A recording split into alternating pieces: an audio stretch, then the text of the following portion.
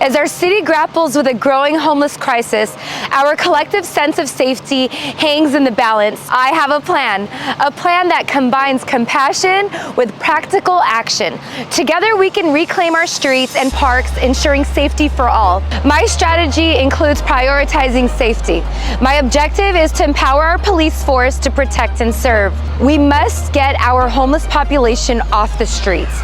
Visit our website for the detailed plan on how we will conquer this issue. I will rally local leaders to sign a petition. Let's amend laws like Prop 47 that burden our community and limit our officers' effectiveness. My personal commitment will include hands-on dedication. I pledge to personally deliver the petition to Sacramento. But it doesn't end there. I'll work closely with our police department to restore safety, no matter what it takes. Change begins with us. Let's reclaim our streets, our parks, and our sense of security. Join us in this vital mission. Together, we'll make it happen.